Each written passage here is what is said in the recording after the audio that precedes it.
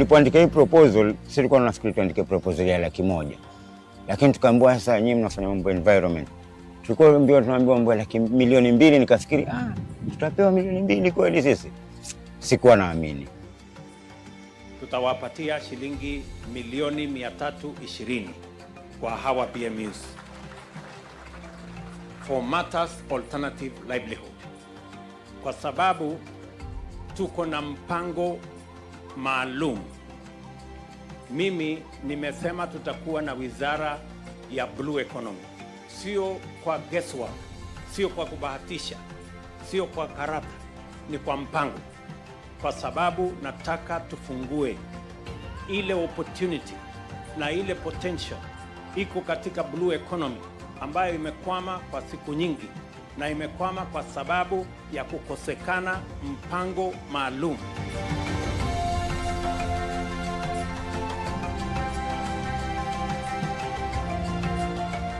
Tumeanza hii kazi ya restoration from 2012.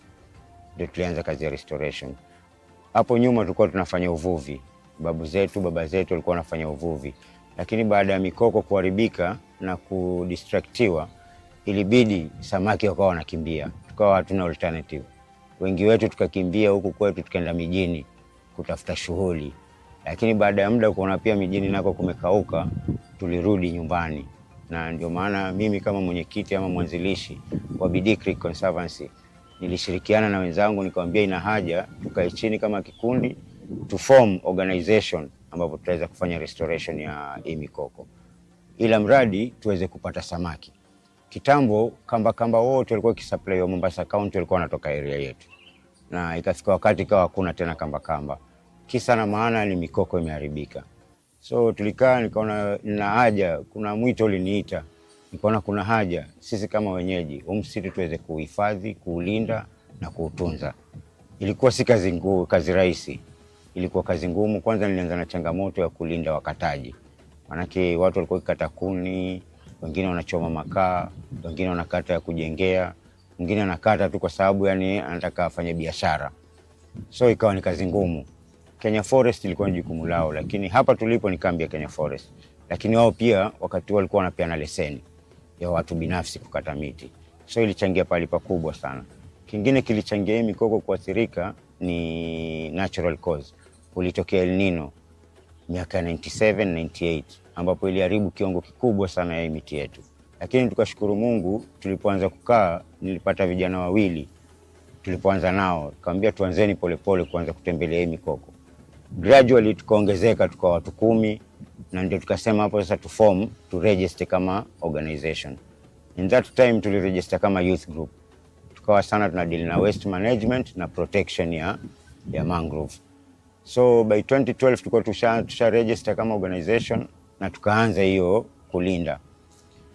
Moving along the way tukaona sasa watu wameanza kusikiza mwito wetu polepole. Tukaita jamii, tukaitia kupitia machifu, wazee wa mitaa, tukahamasishana. Ikawa ni kazi ngumu, watu wakawa wanatuambia tunafanya kazi ya bure, tunajichokesha, msitu ni wa serikali. Lakini tukamwambia ndio, msitu ni wa serikali, sisi ndio tuko karibu na msitu. Na huu msitu ukiathirika, sisi tunaathirika zaidi. Along the way tukaona sasa msitu ndio tukishaulinda tumeupanda, ni nini tunaweza fanya ya kutukimu kimaisha.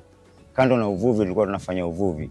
Tukawa hatuna vifaa, hatuna mitambo ya kutega, pengine tunafanya uvuvi wa local. So kaja ndugu yangu mmoja akaniambia kuna pale alitembea akaona kuna watu wanafanya beekeeping.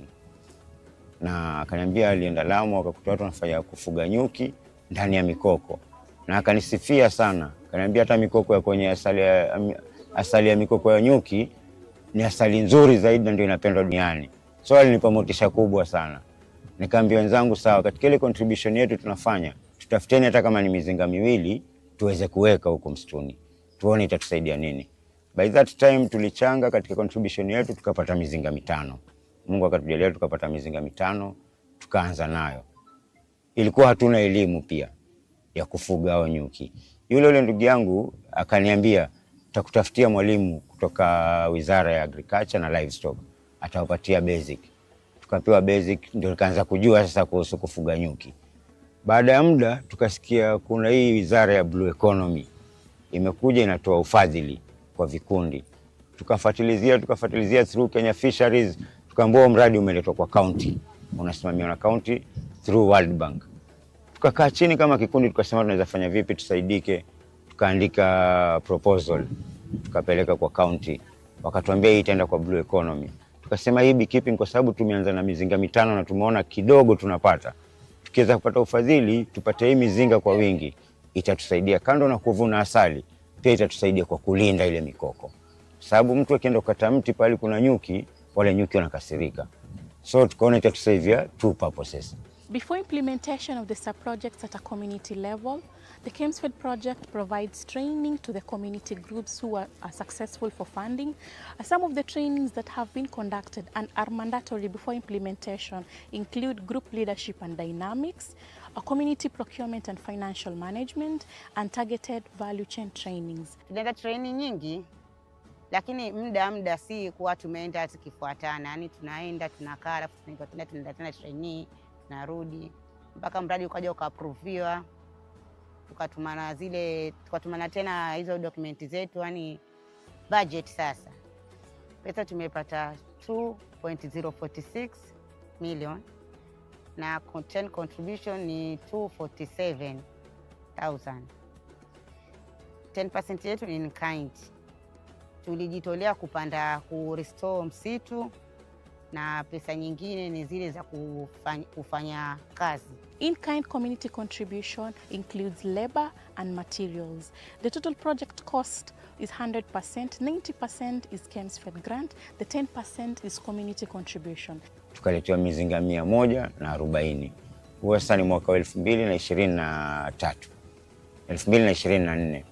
Na kwa uwezo wa Mungu na kwa bidii yetu tunayoiweka, katika mizinga yote 84 ime-colonize nyuki. Colonize nyuki yani imeshika, ina koloni za nyuki. Koloni ya nyuki ni kila mzinga una famili moja ndani ile koloni. Na hivyo ndio tumekuwa tukikaa nao. Na tunashukuru tumeweza kupata mafunzo pia. Kabla tupewe mizinga 140, tulipitishwa mafunzo kama kikundi. Tulipitishwa mafunzo ya leadership, tukapitishwa mafunzo ya governance, tukapitishwa mafunzo ya financial management, pia tukapitishwa mafunzo ya value addition. So pale tuliweza kulearn more zile tulikuwa tujui huko nyuma, na ndio zimetupatia kiwango kikubwa kile. Hata sasa hizi tunaweza sema, mimi naweza sema naweza kuwa mwalimu nikafundisha wengine pia kwa sababu ya huu mradi, sababu nimepitia hiyo au mafunzo mpaka nikaweza kuelewa zaidi. Ile mizinga ya 5 tulikuwa nayo, hata bei ya asali ilikuwa tujui. Wakati huo tulikuwa tunauza asali kilo moja 800, hata tulikuwa tunauza kiasi ya 800 700, sababu tulikuwa tujui thamani yake. Sisi tulikuwa tunafanya tu kwa sababu tushakuwa na ile ari tunataka tufuge nyuki. Lakini baada ya kuja kupitia kwa haya mafunzo, tulipata kuona value ya ile asali iko juu hata kuliko vile tulikuwa tunafikiria. So wakati huo tulikuwa tunauza 800 na tulikuwa tunapata maximum. Kwa hiyo mizinga 5 ilitutengezea karibu 70,000 wakati huo nyuma. Na ile 70,000 ilitusaidia sisi kama chama, tulikuwa tunataka kununua vifaa vingine. Tuliweza kununua bee suit, hizo smoker, gumboots, na pia wanachama wakajimudu kwa kitu kidogo wakati huo. Sasa hizi tulipopata hii 140, tulikuwa tushapata elimu na tukapata mafunzo na pia tukapata nguvu ile tulikuwa tunahitaji ya kuendeleza mradi wetu. Tulipopata hii 140, tumeweka 110 sasa hivi. Harvest ya kwanza tulivuna over 500 kilos. Na kilo moja tunauza 1,200. Tumefanya harvest mbili tokea tupate hii 140. Harvest ya kwanza tulivuna 550, ya pili tukavuna 400 kilos. Hizo ni out of 80 hives. Ndio tulipata hiyo amount. Na imetutengezea almost 1,140,000. Hiyo pesa tuligawanya katika percentage 3. 50% ilikuwa itaenda kwa members. 30% inarudi kwa organization ya maintenance na servicing ya hiyo mizinga. 20% ni contribution. Zile tulikuwa tunasema savings zetu. Hiyo ni savings ya some other projects tukitaka kufanya. Katika hii 50% tulikuwa tunasema tutagawanya kwa members. At least kila member alikuwa tumempatia challenge tufanye biashara. Kama mimi nashukuru niliweza kupata pikipiki, hata kuna vijana wanafanya pikipiki kama 2 saizi kwa barabarani. Kuna wenzangu wameweza kufanya mradi wa kutengeza shampoo, sabuni na wanauza. Kuna mama mmoja anauza samaki, kamba, kama makaranga vile, na bado anaendelea na biashara yake. Kuna wengine pia nyumba yake ilikuwa imeanza kuanguka, alirekebisha na sasa hiyo uko vizuri, hata ameweka mpaka stima. So tunaona in the next 1 year tena ingine tukiendelea kufanya hivyo, kuna sisi kama wanachama inawezekana pia tukakaa kwenye nyumba za gorofa na za tiles kupitia huu mradi. Tunawake sisi tulikuwa tumeweza kukaa nyumba za udongo sababu ndio hali zetu, lakini tukiendelea kujishika na huu mradi ukitununuku na tuendeleze vizuri, tuna imani kama organization tunaweza kuata na gari yetu, tunaweza toka hapa tukasema tuna supply Nairobi, tuna supply Kisumu. Hiyo ndio malengo yetu. Na upande wa blue economy tungependa kushukuru sana kwa huu mradi waliouleta, sababu huu mradi wa Chemsfed, kando na mimi binafsi kama kikundi changu na mimi binafsi, ile benefit nimepata sikutarajia kwa upande wa serikali wanaweza kutusupport kiasi hicho, na ningeomba kama kuna vile wanaweza kuongezea support, hizi vikundi zingine bado ziendelee kukuzwa. Hii approach wamechukua, hii group model approach, ni approach nyingine mimi nimeipenda sana, sababu ni from the grassroots level. Sisi watu wa chini tulikuwa tunafikiria hivyo miradi mikubwa inaenda huko juu tu, lakini tulipoona imekuja kutufikia, tulipoandika hii proposal, sisi tulikuwa tunafikiri tuandike proposal ya 100,000. Lakini tukaambiwa sasa nyinyi mnafanya mambo environment. Tulikuwa tunaambiwa mambo ya 2,000,000, nikafikiri tutapewa 2,000,000 kweli sisi? Sikuwa naamini. Lakini baada ya kupitia hiyo process, tulipokuja kufikia sasa pale tunataka tufundishwe ndio tuambiwe pesa imeingia. Hata wanachama wote, yani kama siku ile ilikuwa ni sherehe kwa kila mtu. Sababu tuliona serikali kweli imetutambua na imeona kuna umuhimu wa kutufanya. Kwa hivyo ni pongezi langu kubwa ni kwa Wizara ya Blue Economy, Kenya Fisheries na serikali yote kwa jumla. Kama tutaendelea na approaches za kuangalia jamii kwa kiwango kidogo kile tunaweza, na kama kuna ufadhili mwingine unaweza patikana, changamoto huwa hazikosekani. Lakini tukienda hand in hand, mkono kwa mkono hivi, kama vile hivi Chemsfed. Kwanza Chemsfed mimi nashukuru na kitu kimoja. Huu mradi ulikuja kwa sababu ya umenifurahisha na kitu kimoja. Si ule mradi unapewa pesa alafu unaachwa. Ni mradi unafundishwa alafu ndio upewe pesa. Na baada ya kupewa ile pesa wanakufuatilizia waone pale una changamoto wa kusaidia. Pale unaona hata marketing. Sasa hivi tuko kwenye process, wanatuambia watatusaidia katika marketing. Production yetu ikiwa kubwa watatusaidia hata tupeleke nje. So unaona yani ni kongole kwao sana. Sababu si kitu ya kawaida mtu wa chini kusaidika hivyo. Sisi tumeona kwetu yani ni big time sana. Na tumeshukuru sana kwa hilo. Na tunapongeza na tunaomba Mungu ajalie niendelee hivyo hivyo. We are going to spend 10 billion shillings on this program. And I have given a directive that it must be on items that are beneficial to blue economy. And the minister and the ministry is going to work with county governments to make sure that that money is not wasted, it is not spent on unnecessary expenditure, it is not spent on seminars or buying vehicles or unnecessary buildings. It's going to benefit the items that will grow our blue economy and that will benefit the millions of people in our BMUs. Conservation! Restoration and protection! Restoration and protection! Restoration and protection!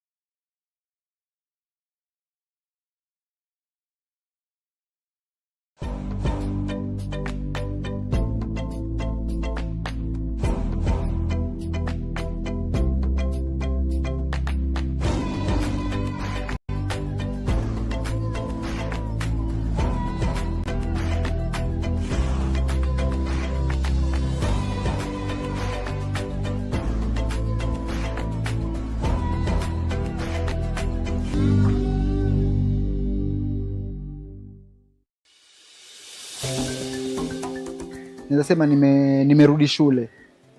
Nafanya Bachelor of Business Information Technology Mount Kenya University. Hiyo pesa ilikuwa hatuna. Ni vitu ilikuwa hatuna, sasa tumepata. Tumeshukuru sana sisi.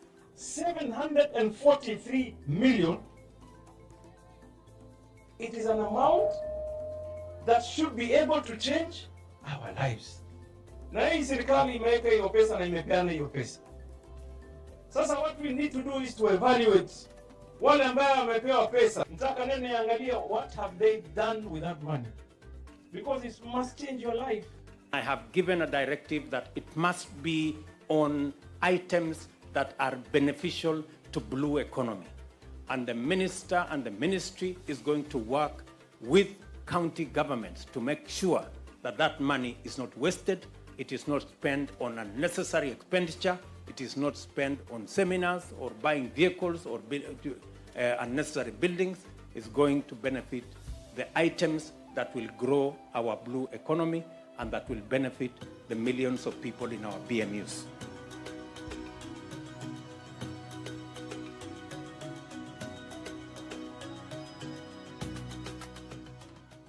Historia ya kuanzisha huu mradi wa kuku, unajua mimi nimelelewa na babangu kwa mvuvi, na katika maisha yote hata tukiwa shule ulikuwa mpaka uone baba ametoka na nini baharini ndio ujue wiki itaenda vipi.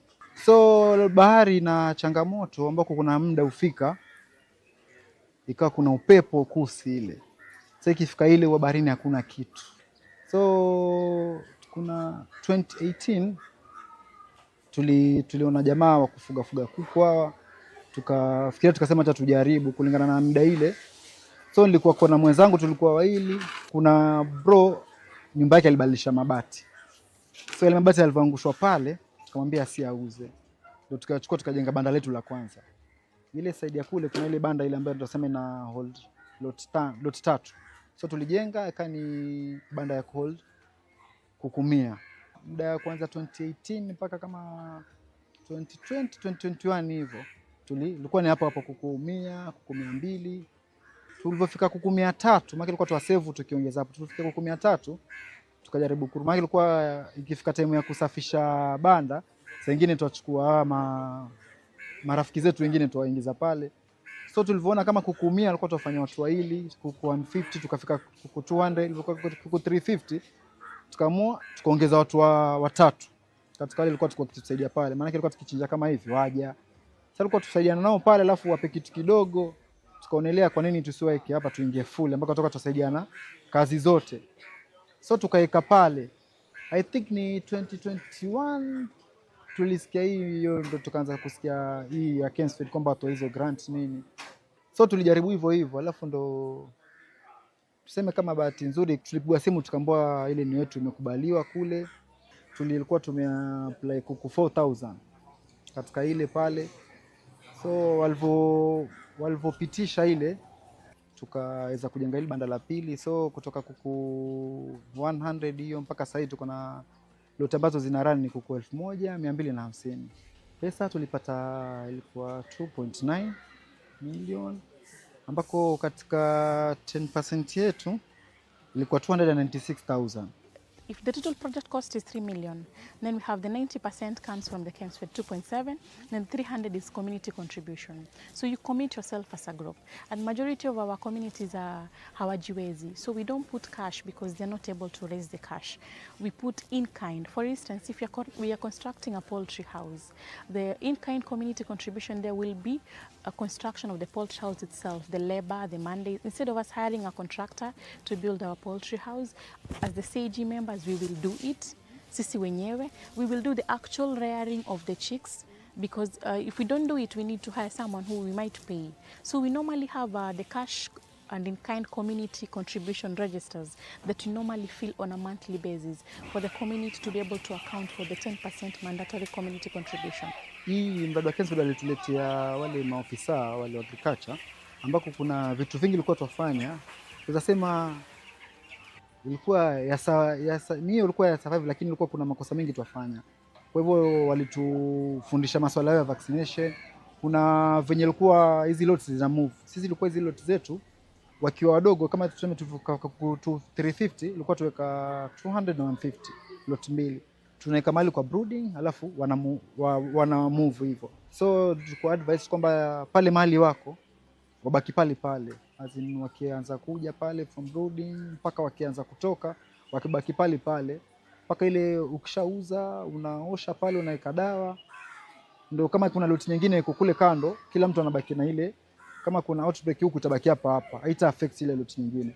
So hizo vitu ambavyo walikuwa hatujui, sababu sisi tulisema tu local huko. Sisi kuanzia hiyo 2024 March mpaka sasa hii, katika kila lot imeka tumeenda lot 5, ambako kila lot moja ni kuku 250. Sasa katika yote ni kuku 5750 kuku ambao tumetumia. Katika hiyo 250 ni kwamba wanarudisha mali, as in capital inarudi, as in ni vifaranga, feeds, vaccine, vitamins ambazo zitatumika pale, as in wataregesha yote, wataweka kando, then watachukua profit. Katika profit watatoa 2000 wataweka kwa, wataregesha kwa chama, alafu hiyo profit wanatumia wao.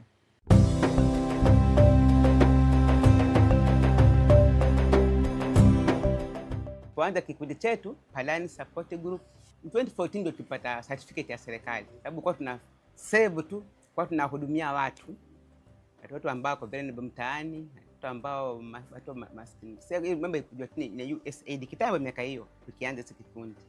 Sasa tukaambiwa tutafute kina mama, watu wote ambao wanaweza kuwasaidia kwa save pesa, wafanye biashara zao, wasikae tu kwa nyumba. Sasa tukatafuta kina mama ambao na watoto ambao mtu aende kazini, tukatafuta mama hao tukawapata, tukaanza kikundi na wao, tukakubaliana mtu aite kidogo kile kama tani 50 tuna save, alafu tunampa mama kama huyu bado tunamenyana, tunampa pesa kidogo aanze biashara. Sasa tukaendelea kusave miaka mingi sana, tuna save na kila wiki tunakutana saa 2:30. Sasa ilipokuja hii sasa mradi sasa ikija hii mradi ya mambo ya chemistry sasa ilipoingia, kuna mradi imekuja kama kwa kujiunga na wao watatuinua kibiashara. Sisi tulienda mara moja, sasa tukuchelewa. Tuliendelea tuenda hapo kwa uwanja pale Kadongo, kwa tunafundishwa wangu hapo.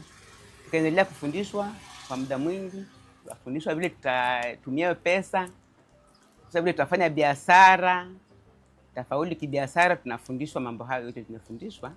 Vile tutafanya biashara zetu, tukamaliza, ikafika mwisho wa mafundisho, tukaandika proposal, tukafanya kila kitu baada ya ifanyike tulifanya. Baada ya proposal tukapata hiyo pesa. Haya, ilipokuwa ni 1.5 ndio kwa kwanza, milioni 1.5. Sasa andika sasa, tukaambiwa kuna pesa tutapewa kwa mkono. Watu wale kununua kitu kama hizi meza na kutengeneza hapa hivi, sababu kulikuwa na percentage fulani ambayo ilikuwa mradi wenyewe tutoe percentage. Tulikuwa tunaenda kwa account yetu tukatoa 1000 ngapi, 30,000 kwa account yetu. Tukatengeneza vitu vingine ambao tulikuwa tumetengeneza hizi. Hii duka ilikuwa tu moja hii peke yake hapa. Hii tumeongeza baadaye. Tukapaka rangi, tukaweka sotairi ili ifanane na mashine sijaingia, mashine ndo sikaingia sasa. Habidi tulimsema kwa tuandika mashine, tukamajua mashine 4, 20 euro kwa taka 2, overlock 1 na super overlock 1. Na mashine za kawaida funza wanafunzi kwa tutatoka 4. Nilisema nimerudi shule. So ile kiwango niliona as in monthly ile ambao wana save, nafanya Bachelor of Business Information Technology Mount Kenya University, na mpaka sasa hii niko semester ya kwanza, nilijoin 2025 na mpaka sasa hivi fees nimeweza kulipa, manage kulipa kupitia hii ya kuku hapa. Na in terms of members, kuna member fulani amepata scholarship, lakini tuseme inferior transport na mahitaji yake mengine huko anafanya diploma, so inamsaidia pia kulipia huko. Yani kuna members wengine walikuwa wao tuseme in terms of business, sababu hawa kuku sisi tuwauzia mostly watu wa bucha, mama choma. So kuna members hapa wamekuwa pia wakinunua, walianza wachukua 20 per hizi lot mpaka sasa wanachukua 100. Na kuna wengine wako na watoto wanasomesha pia, tunasema ameekelea fees ya watoto kadhaa ni hapa, azini kitoka hapa direct inaenda kulipia wao. Community tunasema pia kuna hawa mama choma, so nao wanaweza kuja hapa kwetu bila kutumia transport kupata hivi. Alafu pili, bei ya kuku ambao tunauza hapa si sawa na hizi local butcher ambazo wauza, so kidogo community imeweza kupata kuku kwa bei rahisi hapa karibu. Tunataka kufungua, tunaita kuku shop huko mtaani, kuku shop azini. Tukiwa na kuku shop hapa pia tuta rely most na hawa watu wa bucha nini, so itakuwa sisi production yetu tunajua ikitoka hapa tunaingiza mahali pale, na pale pia kidogo ukiwa na ile unaweza bei pia ukaongeza, na tunaweza uza pia tofauti, tunaweza ika ile assorted ile. Kwa miradi kama hii kukuza vijana azini, kama waweza fikia watu wengi ingekuwa vizuri, wajaribu ile miradi kama hii izidi kuja, waweze kufikia watu, ndio mtu kidogo wafunguka ile idea kidogo, ukaona waweza fanya nini. Maisha yamebadilika sababu sasa kitu cha kwanza kama hapo kwanza kitambo kwa ukipata nguo, kama ukipata nguo ya kushona, utashona nguo polepole sababu watumia manual ya kukanyaga hizi, sasa enda polepole. Sasa ikipata nguo kama mtu kama nimepima nguo kama ingo sasa hivi niko hivi nikapata hiyo nguo ni doni aje achukue nguo yake. Sasa ndio sababu nasa kushona nguo haraka. Alafu kuna machine watu una ile pigo superlock ile finishing ya nguo chini. Sasa nashukuru machine niko nayo hapa. Overlock ni kwa mashubele kwangu manual ambao ilikuwa inaenda polepole pia. Kwa sababu kupokea nguo kutoka nje nyingi. Sasa inapokea nguo kutoka nje nyingi, maana wanauma anataka kama safari na washonea hapa. Sasa nimepata faida. Nashona tu overlock, nashona tu overlock na nashona nguo haraka angalau napata faida. Nilikuwa kitambo sina, hata nilikuwa sitaki kufanya overlock sababu overlock kuingia yachelewesha. Yaani tukifanya kazi kwa tuna pesa kama mwisho ukisha tunaangalia pesa ngapi tumepata. Tunasema kwa napeleka kwa account na tunataka kidogo sababu kwa account zote tunachukua pesa kama tunaangalia vitu ambavyo vimeisha. Nikipata pesa siko kwa account zote naenda kununua vitu ambavyo haviko, ili angalau mtu akija, hata mtu ataka kununua kitu akasone kwake, mafundi wengine wasikose. Kwa mwaka tunapatia, kwa mwaka tupatia hata Disemba tunapatia Disemba members, tunapatia Disemba kila mwezi ukifika unapatia watu pesa. Sisi tusielewana kwa mwaka tuna save, kwa mwaka tunaweka kwa account, kwa mwaka ikifika ndio tutoe tupatie kidogo, so tupatie yote pesa itaanguka.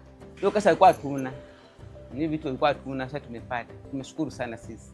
Hatukujua tutapata. Na sasa watu wengi wamepata, tumepata watu wachache sana. Wengi hawakupata. Sisi tumepata. Tunashukuru. Tunashukuru sana. Sababu tumepata, sababu hatuko nani atakupatia mashine za malaki? Hakuna. Tena mambo mengi yashakuja tuka apply tukafanya nini na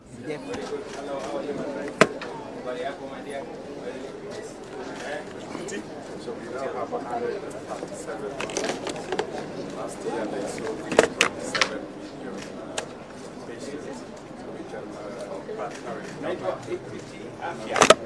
Okay, very good. Asante sana.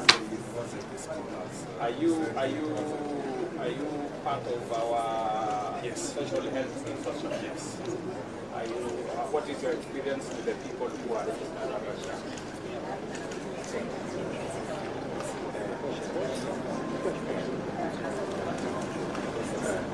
How do you identify them when they come to the clinic?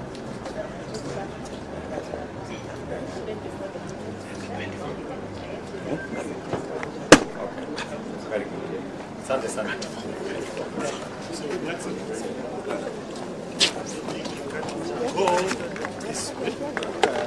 Habari zenu? Very good. This is a very important big. Your Excellency, habari zenu? Salama? Very good. Yes. Very good. Yes. So, Your Excellency, Murang'a has now started Yes. So usually enter into agreements with various factories. They guarantee our farmers price. Yes. We used to sell mango before this $3 per kg a farm cost. But we put it to $10 because of this. Very good. But now these guys, They have now given us a deal of 30 per kg. Very good. Yes, very good. For mangoes. For mangoes. What about avocado? Avocados we are buying at 100 this time. 100, yes. Okay. So that is Hass and Fuete. The Kienyeji ones we are paying 50. This is the Kienyeji. This Kienyeji. Yes. Yes. Okay. Congratulations. Now what you're doing? Prime Minister. We agree that we're going to have a bilateral agreement so that we open that market. I don't know whether So these are property sellers. Thank you. Yeah. Same way. mortgage.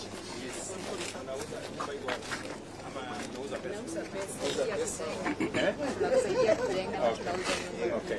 Now, this is our county affiliated company.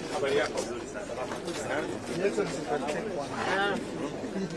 Vanilla Madiwa. Yeah. Yes. So, yes. Yoga. It's countable. What do you mean count? The factory was started by the county. Then we ceded it to farmers. The union of the farmers. This is the one now running. Very good. So it can be supported. How do we Never support seen it? it. It is not that much. Can't be that much. It is not just money that supports. There are many things we supposed that we wanted. One is the marketing, we want to go to the market. But we wanted to do the repairs for the company and to buy extra machines. And when the governor was handing over the factory, this other time was CST and he came and brought that in at least 150 million to start. So if you can be able to do that, we have given us a very good showcase. We can be able to Sasa wewe ongea na hao watu wako, let them give us a proposal. And in that proposal, I want you to say how much money you're going to put so that I can put the rest. Sawa. we appreciate it because it affects many other farmers. Thank you. Now, this is a very important one. Habari zenu? Naona nyinyi watu ya kahawa. Habari yako? Your Excellency. Very good. Your Excellency, welcome to Habari ma'am. Salama. Hello, how are you? Very good. Habari yako mzee? Very good. This is Murang'a Farmers Cooperative Union, a union among the 15 unions that you know that are already been licensed by CMA to mill and sell coffee. Yes. I would like to take this opportunity, Your Excellency, to thank you so much for the concern you have shown, particularly since you took over that ride. We are through. We have seen what is happening, and also our farmers are very happy. They have received payments through the unions, payments that have never been realized any other time. Otherwise, we are requesting you to continue supporting us. We are doing well, and probably just a little bit push and consideration from your side, then things will be all right. What what we did there? Yeah. We organized the sector. Yeah. So that we eliminate the people who are brokers in between and causing unnecessary confusion, delaying payment. Many farmers were waiting for 4, 5, 6 months before they receive payment. So we have cleaned up that space. So what additional do you want me to do? What I will request you, Your Excellency, I'm also the chairman of National Coffee Cooperative Union. We have discussed this before. What I will request you to do is to look at the widow. The multinationals are coming in. You look at the total amount of money realized by coffee all over the country, a big portion has gone to the multinationals. So within the 2019 regulations, there are still some widows, there are still some areas that they are taking advantage of. Okay. They have sold, and the moment these people sell their coffee, like in Murang'a, we sold about 3.5 billion worth of coffee. Yes. Billion. And a part of that, the multinationals took could be about 12 billion. This money never stopped in Murang'a anywhere. This money that they took away. But the 3.5 billion earned by our farmers remains here. So we are requesting you, Your Excellency, let's close the widows just like the 2019 regulations want. This will really... But you agree that the sector is now better organized? Oh, yes. Your Excellency, we are happy what you are doing for the seedlings. We are aware. Earnings have progressively increased. Oh, yes, a lot. And yeah. And the waiver, we know you are also considering the waiver. You have given money for the seedlings. We are very appreciative. Agrochemicals, we have also given money, and we really appreciate all this. Otherwise, Okay, that small corner imebaki kidogo. yeah, I'll straighten it up. please. And when you are not sure about it, just invite the farmers. We shall come and clear this. Thank you. Na transformer yenye ulitupatia, it's working and we are doing. The bill is working. This is part of that.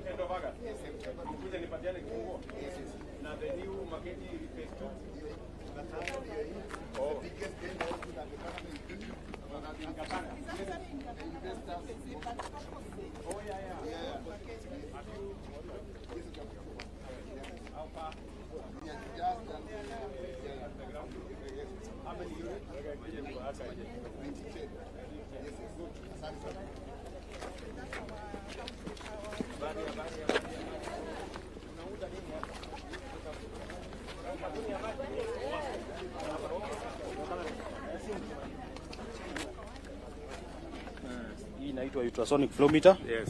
Ultrasonic flow meter ni ya kutusaidia kuangalia quality ya mita. Haya, hii nayo hapa tunatumia ku fuse the new technology. Yes. Ya kuunganisha. Yes, kuunganisha. So unafanya hivyo. Yes. Asante.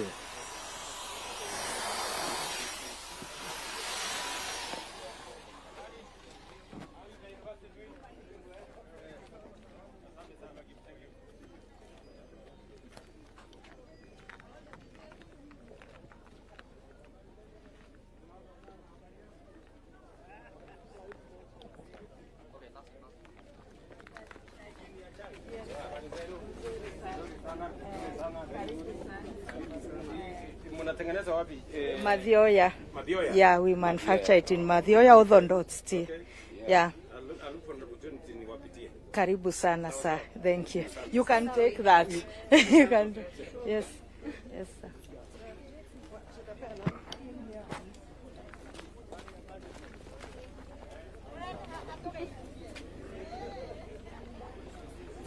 Habari yako mama? Naona unaunda maneno. Natibu watu. Unatibu watu? Natibu watu. Hapa tuna kitu tunaita hibiscus, natural juice, bila chemical. Na hii ukikunywa ina manage pressure, inatoa cholesterol, ukitaka kureduce. Okay. Bado kuna muringa. Na nataka unichukulie kitu kimoja hapa. Okay. Angalau nilipe nyumba. Haya gani? Kuna hibiscus. Hibiscus. Saidia 20,000 nipatie huyu mama. Thank you. Thank you hibiscus. Niende nijaribu hii. Na hii moringa. Na inapunguza only 3 petals. For pressure bado kuna. Hii inapunguza cholesterol ukikunywa na maji moto. Inatoa cholesterol na kureduce weight. Na hii nayo ni ya miguu. Ukiwa unaumwa na miguu unaweza squat. Hebu squat kidogo. Hiyo nayo moringa natural inaongeza vitamins, calcium na ina balance diet. Bado kuna thank you. My name is Deborah Njeri kutoka Keno. My MP. This one. Thank you.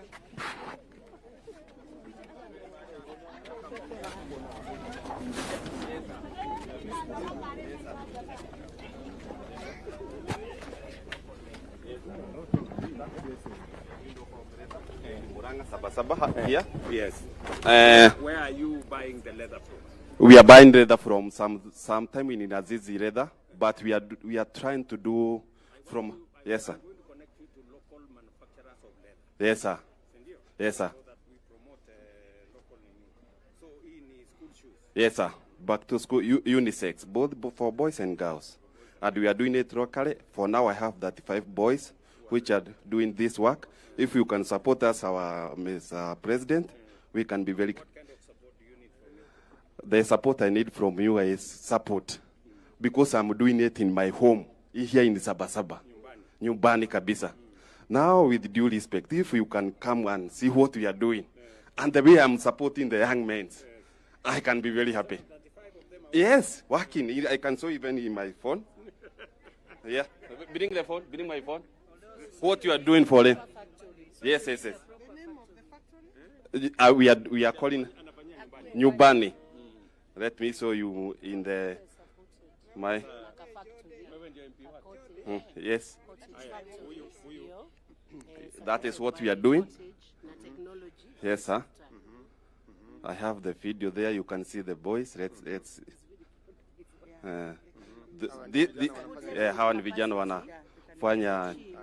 A small factory and capacity to make the shoe better quality. Yes, sir. But a small factory. Yeah. Thank you, sir. Thank you, sir. Thank you. God bless you, sir. Yes, sir.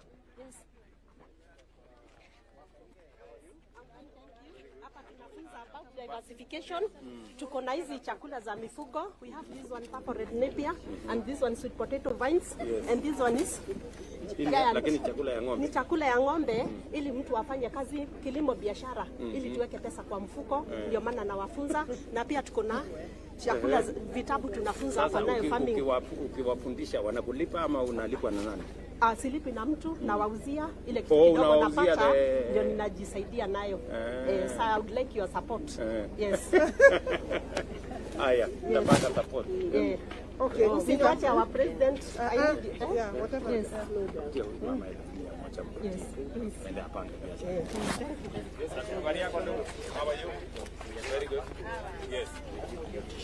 Yeah, we are known as Back to Nature Cure.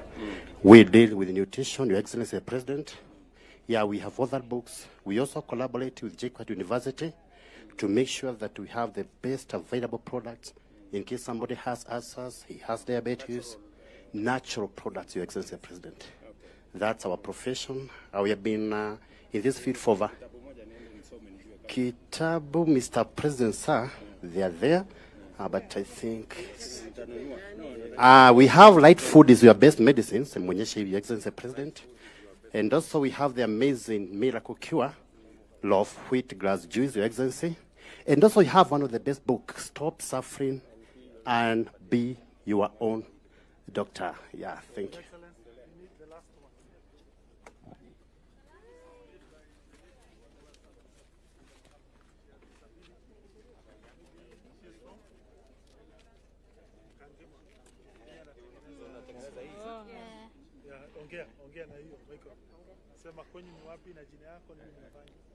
My name is Agnes Wanjeri from Kandeli. Nashona hizi kutumia beads.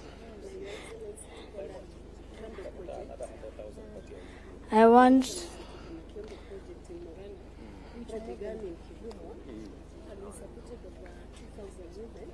and the project is going to different constituencies like this, but we need support to build a craft center within the park so that the products can go abroad. Hata utapanga.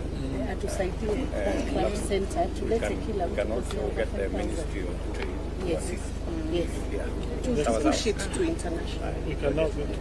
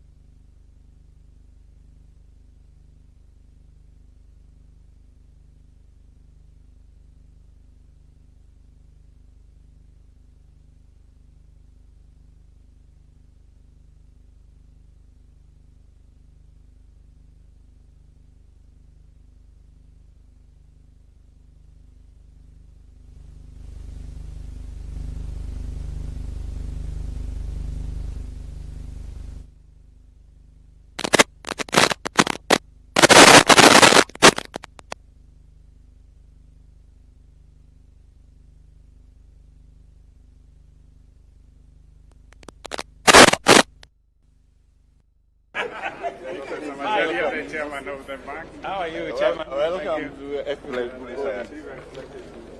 How are you? Yes. I know many things about APC. 76% of all bank accounts here because it's machinani. Yes. So it's quite. But probably we have now gone. Agriculture is 16% of all our loan book in Kenya. Is it? So what we now need to do, 16%. So what we need to do is now agro-processing. That would take it to 30. That is why we are doing KIPES. Exactly. And that's why we are doing special economic zone. Yes. Thank you very much for supporting. Yes, so thank you, Excellency. Yeah, so there's quite a lot. We have really focused on food as the key priority, then manufacturing, so that you add value addition to the agricultural output, agro-processing, then trade and investment, because if we don't sell, then there's a problem. Hello, how are you? Good to see you again. How is Japan?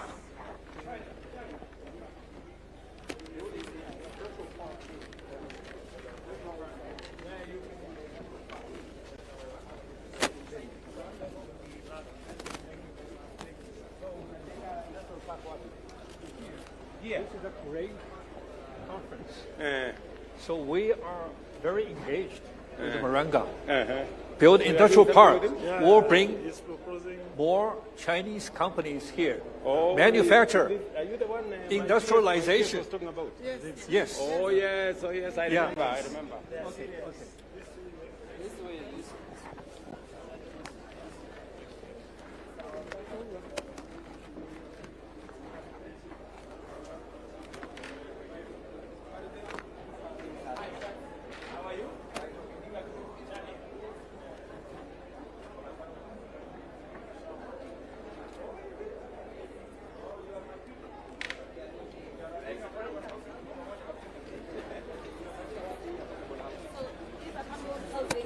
We are planning it for Murang'a and Kiambu County.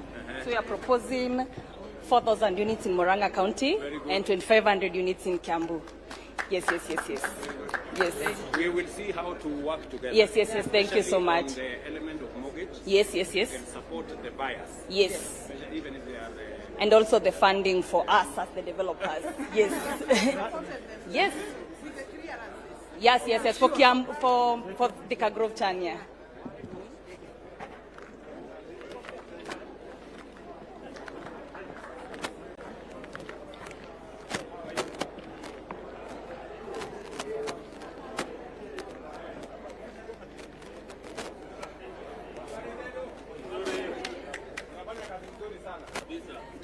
KTDA is doing a wonderful job. And I hope you people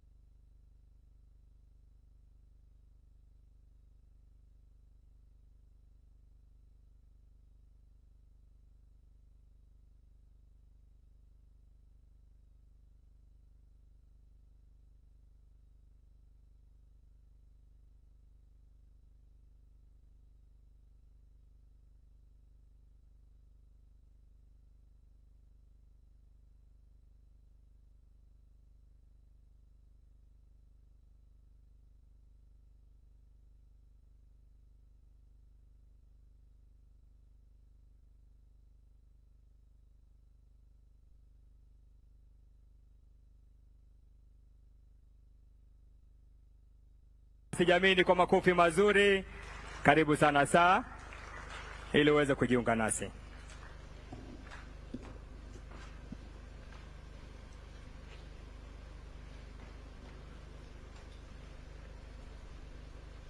Nitaomba kwa ruhusa ya Mheshimiwa Rais tuwe watulivu, tuweze kuongozwa kwa maombi mafupi na Father Andrew Junguna, Baba Paroko, Mahote Catholic Church. Let us pray. In the name of the Father, and of the Son, and of the Holy Spirit, amen. Almighty, ever-living God, we begin this meeting with hearts full of gratitude. We thank you for the gift of life, the peace that we enjoy, and the opportunity to gather for this Murang'a County Investors Conference. We thank you for the natural beauty, the rich resources, and the resilient people of this land. As we enter into this forum, we recognize that all wisdom, growth, and prosperity comes from you. We lift up to you the President of the Republic of Kenya and his family. Grant him continued strength, health, and discernment in leadership. May his efforts, together with all our national leaders, be guided by justice, truth, and the desire to unite and build the nation rooted in dignity and equity. We pray for the peace and stability of our beloved country, Kenya, and every community may live in harmony, and that every citizen may have a chance to thrive. Now we bring before you the leadership of Murang'a County. Bless them with clarity of vision, courage in decision-making, and a servant heart for the people they represent. May they seek not personal gain, but the welfare of every household, from the youngest to the eldest. Bless this conference today, O Lord. May it be a place of fruitful dialogue, visionary planning, and ethical partnership. May investors, stakeholders, and leaders come together with openness and commitment to sustainable development. Let this not be an event of words alone, but the beginning of actions that will transform lives, create jobs, empower the youth, and uplift the poor. And finally, we commend to you the citizens of Murang'a. Work with the farmers, the business owners, the investors, the young people seeking for opportunity, and the families striving every day. May the fruits of this gathering reach their homes and their hearts, renewing hope and inspiring possibility for generations to come. We ask all this in faith, hope, and humility, trusting in your divine guidance. For you live and reign forever and ever. Amen. In the name of the Father, and of the Son, and of the Holy Spirit. Amen. Kwa ruhusa yako Mheshimiwa Rais, naomba tuketi. Mheshimiwa Daktari William Ruto, Rais wa Jamhuri ya Kenya na Amiri Jeshi Mkuu wa Majeshi ya Ulinzi, Gavana wa eneo gatuzi la Murang'a na magavana wote waliohudhuria, Waziri wa Ardhi, Nyumba na Mipango ya Miji Mheshimiwa Alice Wahome, Katibu katika Wizara yetu ya Uwekezaji Bwana Abubakar, Mkurugenzi Mkuu Equity Group Holdings Daktari James Mwangi na wawekezaji wote, waheshimiwa wajumbe na wawakilishi wodi mbalimbali, Baraza la Bajeti na Kiuchumi la hapa Murang'a MBEK, viongozi wote kwa ujumla, mabibi na mabwana. Mheshimiwa Rais, nikubalie sasa nimwalike gavana wetu Mheshimiwa Irungu Kang'ata ili aweze kutukaribisha hapa na kuwatambua viongozi waliohudhuria. Welcome sir. Tumkaribishe gavana wetu kwa makofi tafadhali.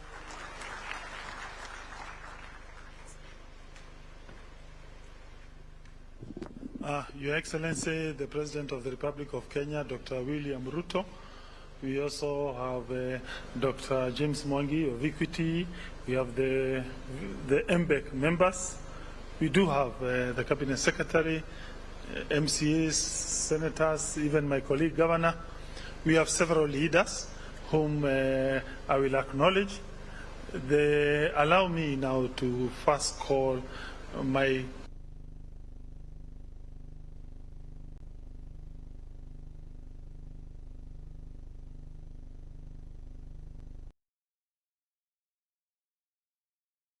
because His Excellency is really short of time. Just recognition.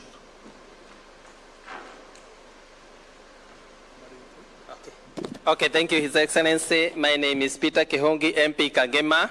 I know the congregation is not waiting from us members, I think we can just come here, say our names, so that we may give the president some time, because I know he's short of time. Kwa hivyo hata sitaongea tafadhali. Kujeni tu tafadhali haraka haraka. Majina tu tafadhali, please. Hata sio kuongea. Jina tu. Quick one.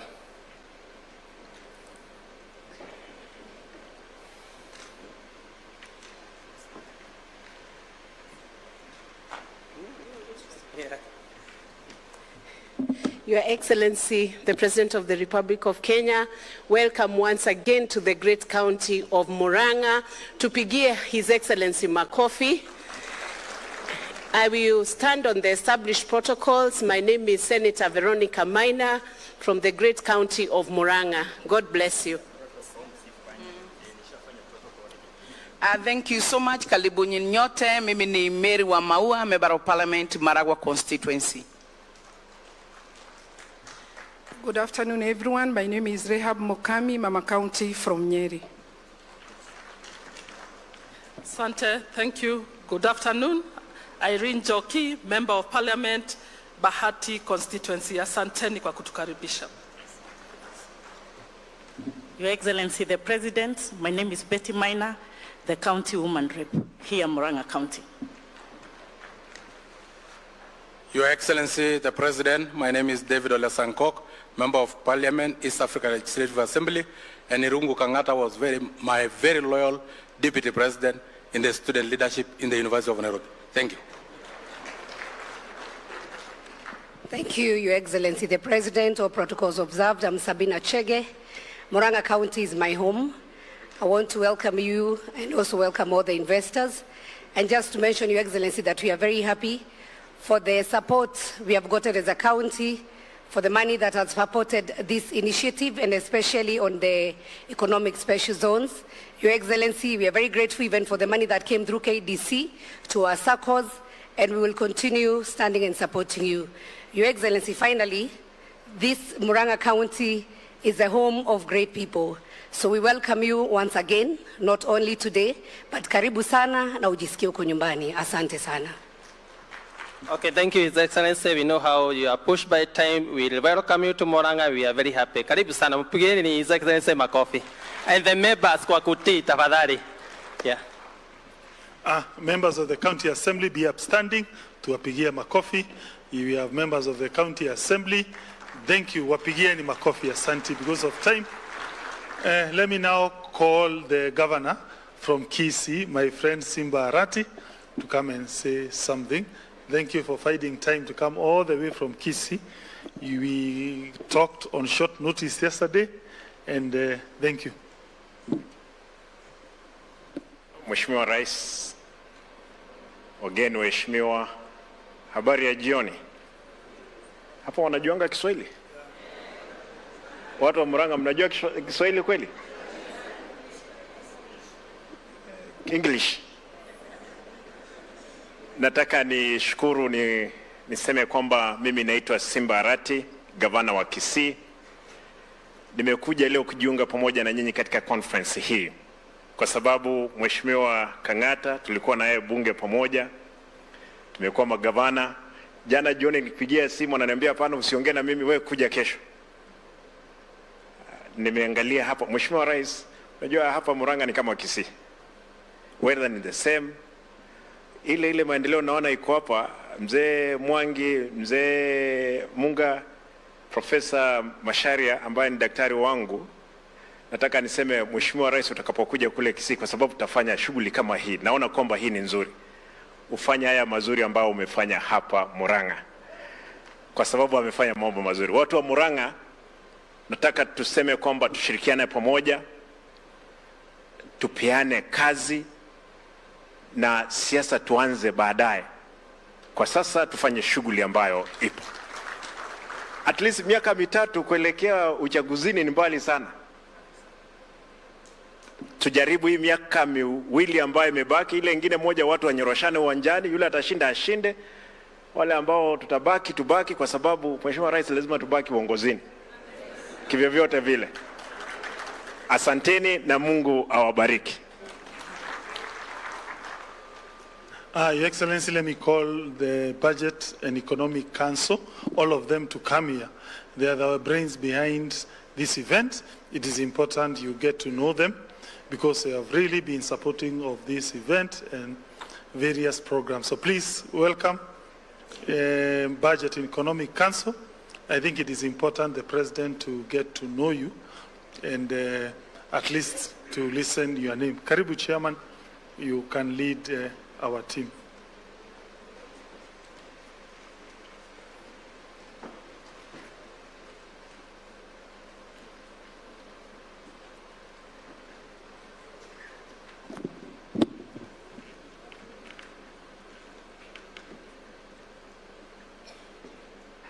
Your Excellency, the President of the Republic of Kenya, the ladies and men that you've seen in front of you, and the members of the Budget and Economic Council of Murang'a County. They know their names better than I do. And if you allow me, Your Excellency, I will ask each one of them to come and just say his name or her name as the audience also welcome that with a clap. Thank you. Your Excellency, President of the Republic of Kenya, my name is Professor Isaac Macharia, member of the Murang'a Economic Council and also Chairman of Equity Group Holdings. Thank you. Your Excellency, my name is Dr. Kanyenje Gakombe. I'm a healthcare professional in charge of the healthcare pillar within the Economic Council. Thank you. Your Excellency, my name is Dr. Salome Gitoho, Karibu Murang'a. Your Excellency, I'm Professor Felista Wanjiru Njuguna. Your Excellency, I'm Professor Dixon Nyariki. I'm the Vice Chancellor, Murang'a University of Technology. Welcome. Your Excellency, sir, my name is Professor Zipporah Ng'ang'a. I serve in the Education Committee in Mbek. Karibu Murang'a. Your Excellency, my name is Dr. John Mosonik. I'm a council member in technology and innovation. Your Excellency, my name is Ambassador Muthoni Gishohi, the former Ambassador of Kenya to the People's Republic of China. Your Excellency, it's an honor and pleasure. My name is Wayne Cook. I'm the Managing Director for Del Monte Kenya Limited. Thank you. Good afternoon, everyone. Your Excellency, my name is Jim Nambaru. I'm a member of MBEC, and I'm also the chairman of the Trade and Investment Committee of MBEC, and I've been chairing the committee which has been responsible for organizing this conference. Thank you very much indeed. Your Excellency, sir, my name is Chris Flowers. I'm the Managing Director of Kakuzi PLC. Thank you. Your Excellency, in 1 minute, allow me to do my presentation. I ask the people looking at the screen, handling the screen, to now present our presentation that I'll do in 1 or 2 minutes. But basically, Your Excellency, what we are, I don't know whether the speech. So, Your Excellency, basically, we are here in this conference for about 4 reasons. Number one, we want to attract industries that will come and establish themselves. Through that, we'll be able to have some jobs, also raise revenue as a county, and also thirdly, create backward linkages, particularly for our farmers. And we believe that will make Murang'a proceed. Your Excellency, we have several opportunities. Yes, can go next slide. So we hope through this conference, go back a little. We hope through this conference we will onboard investors, and we have several investment opportunities Number one is this, what we call Murang'a Industrial Park. That is number one. That's the land that we have 1,300 at a place we call near Mackenzie. So this is the master plan, which has been approved by the County Assembly.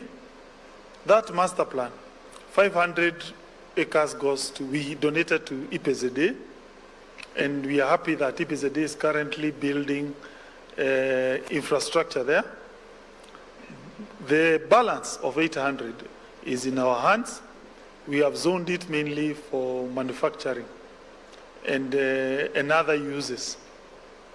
Your Excellency, we are happy that we have also given several national government pieces of land inside this park. One, the Ministry of Housing has a phase 2 affordable housing of about 2,500 units. The construction is ongoing. There is also the promise to help us upgrade Matiba Hospital, also a police station, Director of Public Prosecution, Teacher Service Commission, and all those people, and also Ministry of Lands. It has a portion where they can put up another house or a lands registry. Your Excellency, this land is open for anyone wanting to do manufacturing mainly, and but there is something we would want from the national government. One, the titling process needs to be hastened, and that requires National Lands Commission, the Ministry of Lands, and us, county government, to liaise. We are happy with the good work being done by the CS Lands, but I know you can help us to move that process a little bit ahead. Secondly, Your Excellency, is KAIP.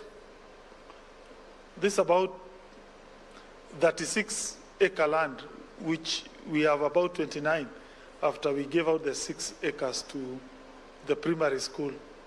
These 29 acres, Your Excellency, is also open for manufacturers, particularly in agribusiness.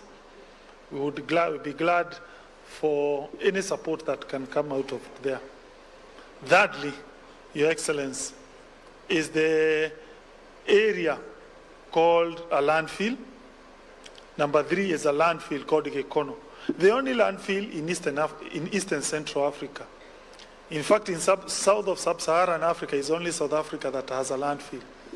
We are currently looking for a private-public partnership.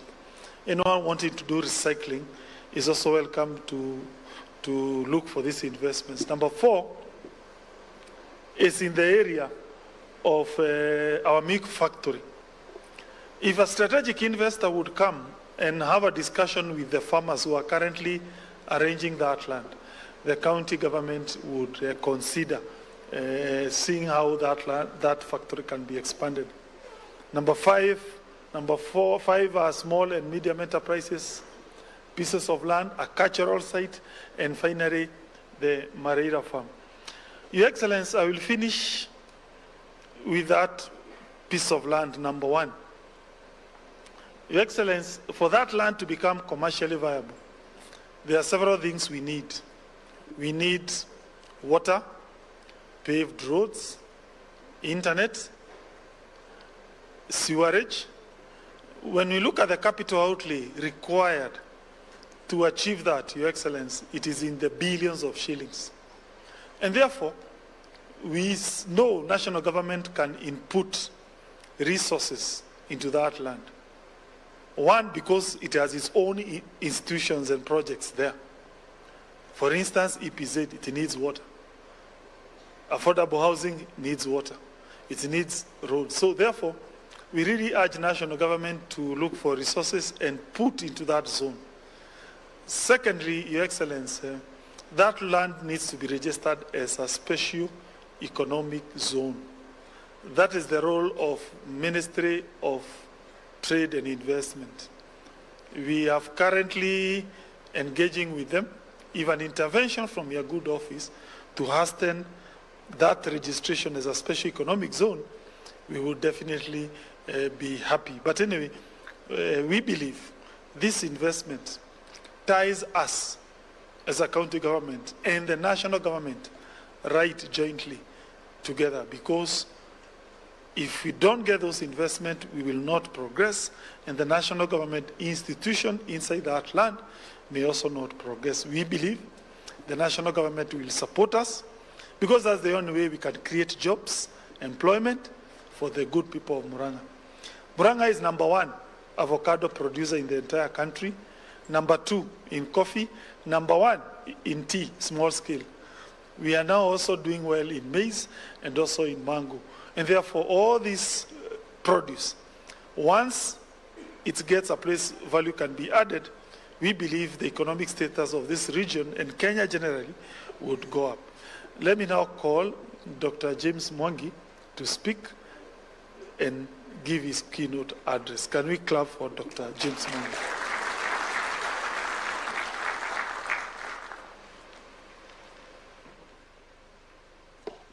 Your Excellency, the President of the Republic of Kenya, His Excellency, the Governor of Murang'a, Honorable Ministers, Permanent Secretaries present, investors, leaders, it is both a privilege and a personal joy for me to stand before you, Your Excellency, the President, here in Murang'a, the land of my heritage, and a place whose potential mirrors that of Kenya and the entire African continent. It's rich, resilient, and ready for transformation. Today, we gather here not just to imagine a better Murang'a, but to invest in building it. And that is the clearly call. We have to build that potential that Murang'a has. Not just in envisioning growth, but to activate it and say with great confidence, Murang'a is ready for transformation. Your Excellency, I'm very privileged that you found me worthy to be one of your advisors on the African Union mission of African Green Industrialization Initiative. I study here, Your Excellency, to really endorse whether Kenya can present Murang'a and specifically the 1,300 acre plot to be part and parcel of that initiative. Your Excellency, I have 5 reasons why I think will not fail you. You were introduced to the team that is leading this initiative. That is what good governance looks like. We have academia, we have entrepreneurs, we have executives, and we have county government. That partnership, that unity of purpose brings us together for a common goal. So we are all in it, and that is why we can't fail, Your Excellency. The second thing, Your Excellency, as you saw in that team, a lot of them are entrepreneurs. Murang'a is the land of entrepreneurs. Their children and their neighbors have understood entrepreneurship. While they may not be entrepreneurs, but they know what it takes for business to succeed. So they will provide the quality labor that will help the transformation to happen. Your Excellency, I was also privileged to have been part of the government's Vision 2030 and served for 15 years as a delivery chair. When you look at Murang'a, it has the requisite infrastructure to make this project happen. It's only minimal investment on the piece of land. The piece of land neighbors the famous Thika Road, a 6-lane road. Whatever we manufacture in Murang'a will be in Nairobi, the real urbanized population of nearly 5 million in 30 minutes. The cost of logistics is minimal if we choose Murang'a as an industrial park, Your Excellency. Your Excellency, let's look at the road infrastructure, bringing raw materials from up country. Murang'a can really be the hub of agro-processing for the country, Your Excellency. It's #1 producer of county producer of tea in the country. Last year, the farmers earned 18 billion shillings from tea, Your Excellency. That tea is sufficient to provide the requisite raw material for for value addition in tea. Your Excellency, I'm a small-scale farmer in Kangema. Last year, I was paid 75 shillings for every kilo of tea. But as you know, Your Excellency, I travel a lot. The last time I stayed in Four Seasons in New York, I paid $12 for a sachet of 10 grams of the tea I produced. As an accountant, I computed $12 times 130. It was 150,000 Kenya shillings. And me, I only got 75 shillings. Your Excellency, if there is no other case, it is the power of value addition for the Murang'a farmers. That's the only way, Your Excellency, we can motivate them. I'm okay to pay the Kenya government a tax of 30,000 and I keep at 120. So, Your Excellency, if we look at it that way, I invite you to assign me as a person for this project, but from your office. So that I can make it happen. The second aspect, Your Excellency, is that tea is grown in the upper zones. There is no ridge in Murang'a that has no tarmac road to the upper ridge. So we are not asking for road infrastructure. You did the Mau Mau, and I was there last week. I saw you. Work is on. Let's complete it. The Nyoka Nyoka road is complete. So we are not asking for the heavy investment for enabling produce to come to the manufacturing hub. Your Excellency, it's green industrialization. Murang'a is just next to the Seven Fork hydro dams. We shall use hydro energy.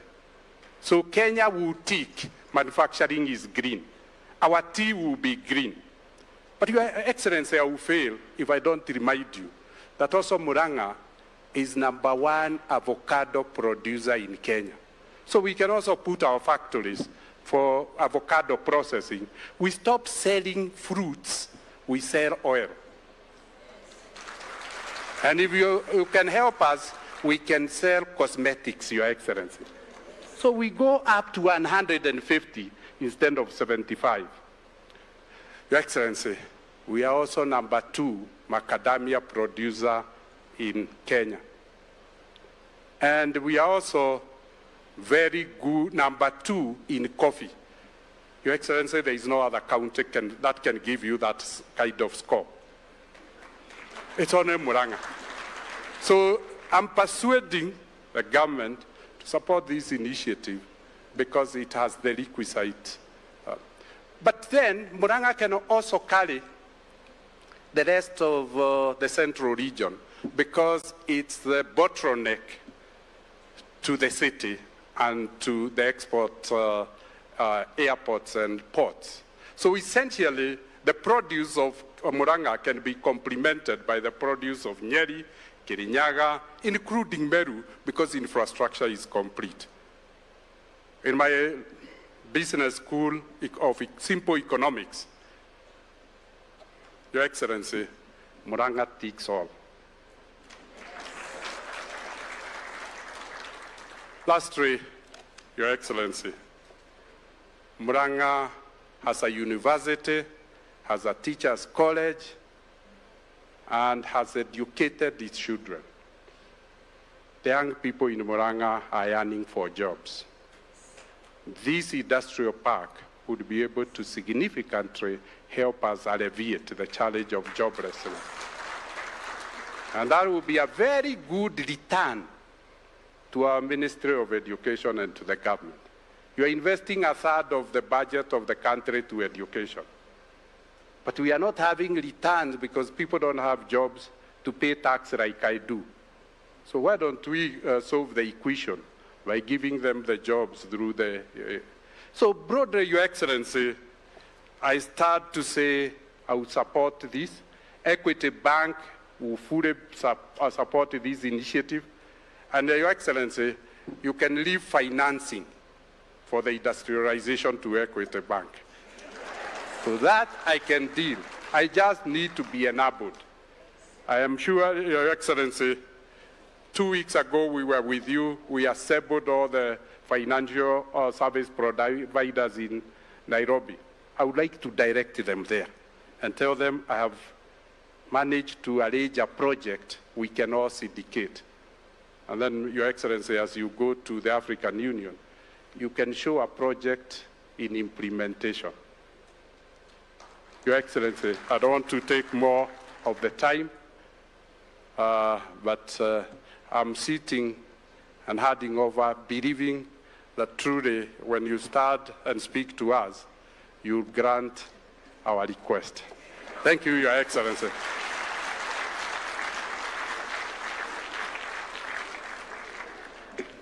Ladies and gentlemen, a Mohatia clap for Dr. James Mwangi. That choice was well thought, and thank you for your non-parallel presentation. You magnously shared with us, and thank you so much. Your Excellency, sir, allow me now to invite the Cabinet Secretary, Minister of Land, Housing and Urban Planning, Honorable Alice Wahome, to speak and invite Your Excellency to address us and officially open the first Murang'a County Investment Conference 2025. Karibu Waziri.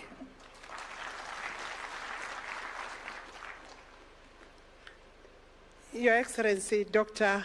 William Ruto, the President of the Republic of Kenya and Commander-in-Chief, it would be diluting the message and the appeal by Dr. Mwangi if I stood here to continue speaking. Your Excellency, this is your meeting, but allow me to simply say that we are happy to have you address this gathering. It is an unusual gathering because it brings together very heavy minds from this county, very serious business people, both the industrialists and financial services leaders. Your Excellency, they are also fairly, very well educated. You have had Professor so-and-so, Professor so-and-so, so wale wako na degree moja, tuko hapo tu pia karibu, Your Excellency. But Your Excellency, as your Cabinet Secretary for Lands, Public Works, Ministry, Housing and Urban Development, I want to take this unique opportunity to thank you extremely so because of the support and the attention you have directed to affordable housing as a program. Your Excellency, I had told these people earlier, because I have spoken, that for us to make good progress in terms of the layout and the plans for the governor must lead in the area of land use planning, so that our land, because it's not a lot, Your Excellency, can be properly, economically planned for purposes of development. And I hear that is what Equity James Mwangi is saying. And Your Excellency, how else? He has just offered to fund. So Your Excellency, just to give now leadership and give government support and goodwill, because James is saying if he's appointed, he will lead the rest. And the biggest headache, Your Excellency, for any government is to mobilize funding. That is done. Your Excellency, in terms of land use planning, the ministry, you know, you have directed me to work with the county governor, and we are doing that, Your Excellency. And what was presented here, Your Excellency, I would say it's about 90% complete. Once we sit now with the governor, we will bring back that land fully titled, Your Excellency. So far, the EPZ has an RIM. The other 800 has also been surveyed. The survey is finishing in the next 7 days, Your Excellency. From there is for us to engage the NLC for purposes of allotment. Your Excellency, it's important that I just give, I had given these people what we are doing as a ministry, but I know, Your Excellency, the government is funding education projects in this county. The government is funding roads project in this county. The government is also funding agriculture through subsidized fertilizer. Your Excellency, the government is very serious on the agriculture sector. And so far, in the land that the governor gave you, or gave the government, 500 acres, already they are working closely with your PS and the Minister for Investment and Trade. And I'm sure you were briefed on how much so far has been released. In health, Your Excellency, there is also funding going to Honorable Kangata's work and also other projects within the county. But in terms of our markets, Your Excellency, I hadn't counted, and I don't know whether I should give the numbers, but because other counties could also be in the same league, you know, we are working, but people don't yet understand that. Murang'a, among other counties, has 23 markets, ESP and modern markets. Your Excellency, out of the 23, 14 markets, work is ongoing between 20% and 95%. Therefore, only 9 are within the planning and procurement stages. You also instructed recently that we must provide hostels for students. This county has been allocated 6,800 hostels for students for different constituency, TVETs, and KMTCs. You know, the last time you were in Murang'a, you also directed that we work on Murang'a, and Governor agreed that the hospital can also be looked at there around Makuyu level 4. Your Excellency, then the last one is that the affordable housing work is ongoing. We have 10 projects. I don't want to go to details, but those 10 projects, 3 have already taken off from the ground. And looking at the total numbers of the units, I think by end of the year, Your Excellency, we shall be having close to 10,000. But so far, what is in the procurement taken off, Mackenzie, you know the famous Mackenzie, opposite is Gatanga, and then we do have other projects where you launched recently in Murang'a constituency. That is to say that in terms of investment, the government of the Republic of Kenya, Your Excellency, and I want Murang'a people to hear, kwa sababu kuna siasa hapa duni kidogo inaendelea, Your Excellency. And I agree, it is too early to do politics against development. Even if you want to do politics, don't do politics at the expense of economic development or development that speaks to the needs of the people. And you know, the people at the bottom of the pyramid do not understand that language. By end of it all, Your Excellency, you'll be given a scorecard. And I think for Murang'a, unless we are not fair and just people, this government, looking at now what we have now today, achieved, even his presence here, Your Excellency's presence here, Your Excellency, watu wa Murang'a, let us work together. Tugaga kamuige koyaga ki? Koyaga dri. Let's team up together. Tuachane na siasa. I agree. Gagatemanwa na hau muiso. Na kila mtu ako tayari na siasa yake. His Excellency is not a baby in politics, bwana. Kama tuliweza last term. Sasa hii wakati bwana ni mteremko. You know, we don't want to lose anybody, Your Excellency. We don't want to lose the people in terms of development. Watu wanataka barabara, wanataka maji. Your Excellency, the last one, we have done everything else. Increase the budget for electricity for this county, because if we are going to go the route we have said, we need more electricity. And then water. Your Excellency, you remember I left a project in the Ministry of Water. Sitaongea hiyo, unajua hii county where we can get enough water for the entire county, and maybe 60% be taken to Nairobi and other neighboring counties. I will reach there, I'll stop there, Your Excellency. Allow me now, ladies and gentlemen, we put our hands together and bring His Excellency to speak to us. Your Excellency, makofi please, His Excellency, Your Excellency, karibu sana.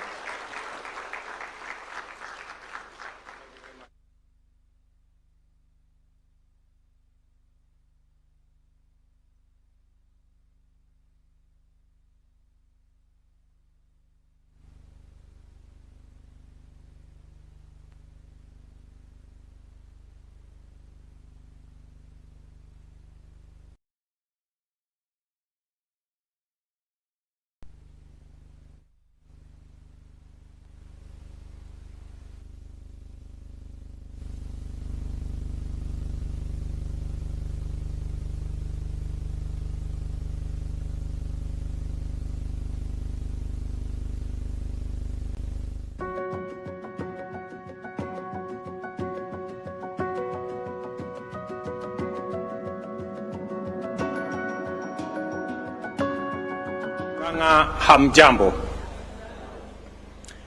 It is a great honor to join you here in Murang'a County for this important international investment conference, an event that reflects the growing recognition of counties as critical frontiers and powerful engines of national economic growth. This conference is a testament not only to the ambition of Murang'a, but also to our collective national vision of transforming Kenya into a competitive, inclusive, and investor-friendly economy built from the bottom up. Kenya's real strength lies at the grassroots. It is our counties that comparative advantages in agriculture, manufacturing, energy, ICT, infrastructure, and tourism becomes visible. To fully unlock this potential, we must develop strong and competitive value chains. Through the bottom-up economic transformation agenda, we have introduced a multi-sector strategy to support value addition, particularly in agriculture, manufacturing, and digital services. We are moving beyond primary production to strengthen agro-processing, industrial linkages, and market access for smallholder farmers and SMEs. In support of this agenda, the Ministry of Investment, Trade and Industry is developing investment profiles for key priority sectors. These strategic tools will highlight opportunities, showcase value addition propositions, and facilitate investor engagement at both local and international level. I am pleased to report that we now have a comprehensive investment tool for leather sector.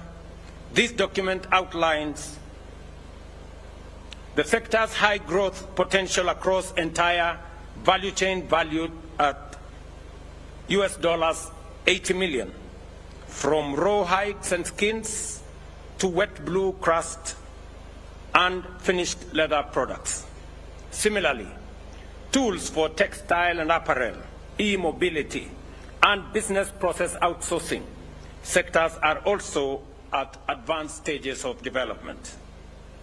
By supporting end-to-end value chain ecosystem, we aim to raise local incomes, create employment for our young people, improve food security, and position our counties as globally competitive exporters.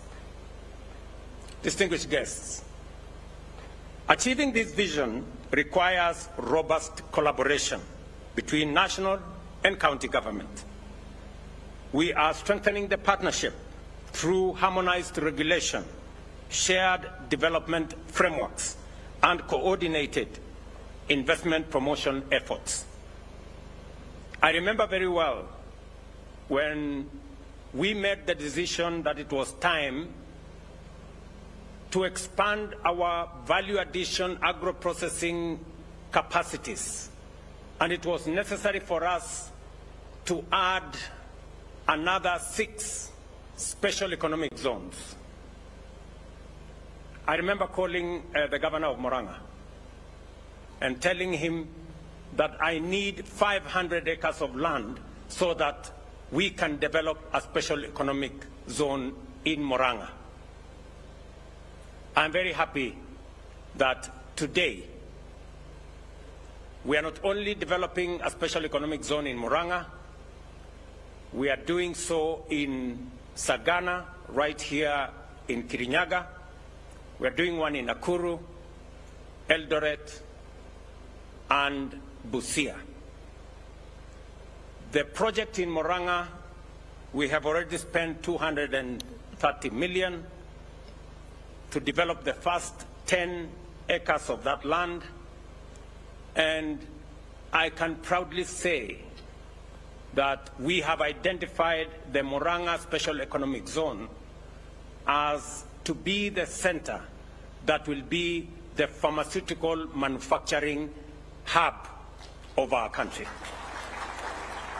And the Ministry of Health is providing relevant expertise to ensure that the 150 billion pharmaceutical commodity supply that currently is being imported from outside Kenya is manufactured in Kenya and specifically here in Murang'a. I hope that we will be able to work together towards making that a reality. I know also that when I informed the county leadership, and I want to thank the County Assembly of Murang'a, the MCAs and their speaker, they expeditiously approved the allocation of 500 acres for special economic zone here in Murang'a. I must say to the County Assembly, with great foresight, we are going to make sure that your decision brings the relevant change in Murang'a County. Let me also say that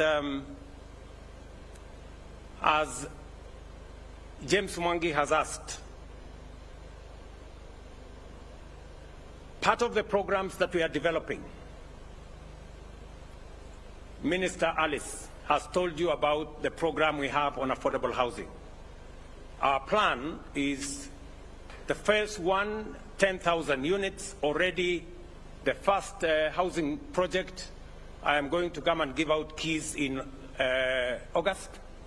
In August, we will move to phase 2.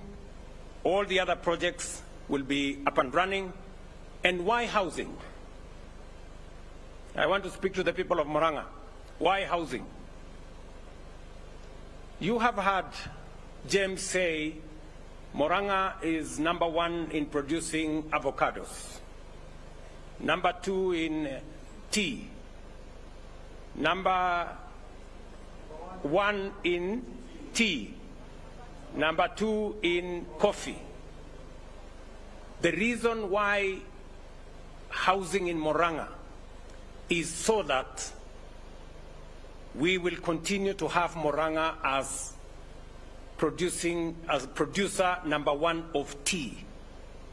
Because unless we do so, and we continue with land subdivision, we will reduce the land that currently is being used for agricultural activity, and it is going to be land for settlement, and Murang'a will lose its place of being #1 in tea production, in avocado production, and that is why it is necessary for us to provide alternative settlement so that the precious land that we are using for agricultural production, for food security, and for commercial farming shall continue to be secured. That is the background to why affordable housing serves the interests of our country in matters ensuring that we reverse the land fragmentation that is going on in Kenya that is actually threatening our food security and our agricultural progress. Let me also say the following. To be able to make meaning of the productivity of our farmers, it is important for us also to provide avenues for them to be able to monetize their products. And that is why we are building 23 markets in Murang'a, so that our farmers can have places where they can sell their produce. We will have cold rooms in those markets. We will have storage in those markets. And we will have decent places for our farmers to be able to monetize their effort and their products. At the moment, much of our produce goes to waste because of post-harvest losses. either because there isn't adequate storage or there isn't adequate cold room facilities, and therefore most of our farmers lose their produce after they have worked so hard. That is the reason why we are building markets, not just in Murang'a, but across Kenya. I have given very clear instructions to Alice and her team that we are going to build 400 markets around Kenya so that we can reduce the 40% or so of post-harvest losses from our agricultural production. Let me also say that in this conference, and I want to commend the county government of Murang'a for putting together this conference, that as we do this, it is important to showcase what are the potentials in every county that we have. James Mwangi has made a very passionate case for Murang'a, and I agree with him. Let me just tell James Mwangi that you are preaching to the converted. Because already my plan started before even we talked about this special economic zone. When the issue of Del Monte was being discussed, I told the county government of Murang'a, you can discuss about any other thing, but there must be land for a special economic zone so that we can put up manufacturing capabilities. I am very happy today that it is not just the 500 acres that I asked the people of Murang'a to give, that you have decided that the whole 1,300 shall be used for purposes of manufacturing here in your county. And I want to promise you my government support in terms of planning, in terms of making sure that we realize that aspiration, and the Ministry of Trade is going to facilitate the gazettement, the necessary gazettement of whatever areas that are required.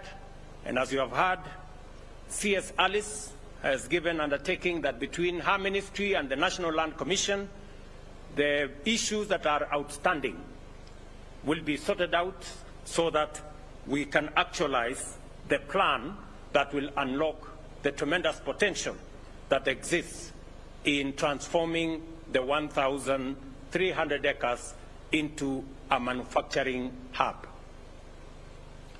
Let me say three things in respect to this piece of land. Number one, as I have said, we will facilitate the areas that are required as government to make sure that it is transformed into a zone for manufacturing and for doing all the other good things that you want to do. Number two, we are going to work together to support the infrastructure development around that facility.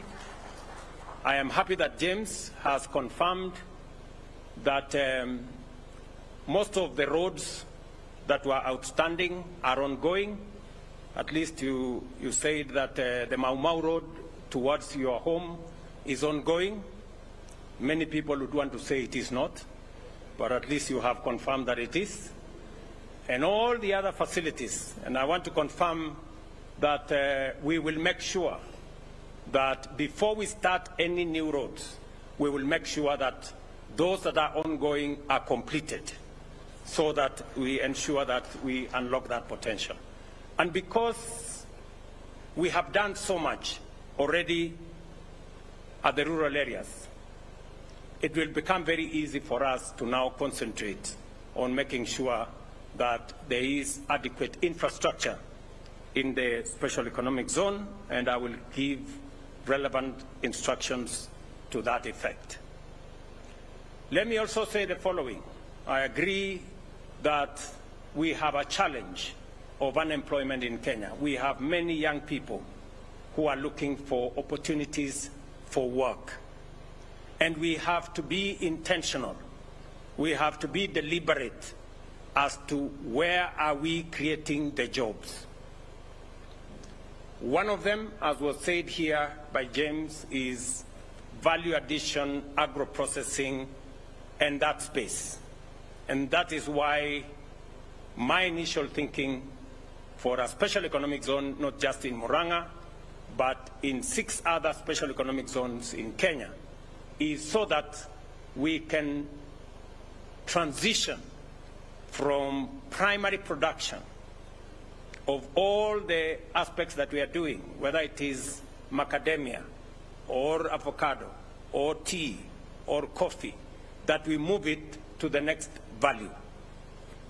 And therefore, as we work towards ensuring that we operationalize all the special economic zones that we have, with the county governments, we are also working on county aggregation and industrial parks.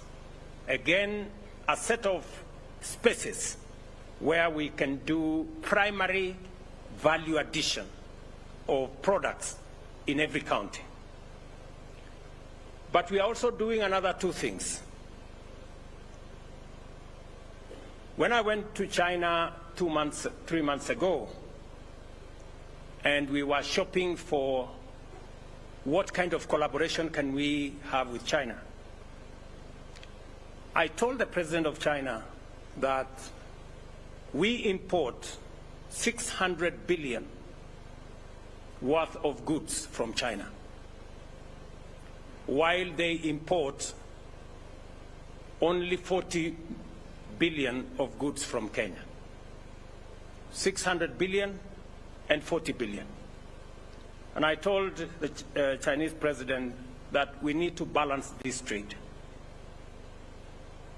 And because there are still many tariffs on our tea, on our macadamia, on our avocados, on our coffee, on its way to China, the good news is that as I talk to you, we are already sending a team to China, because China have agreed to a bilateral trade agreement that will see the removal of all tariffs on Kenyan products, so that we can expand the market.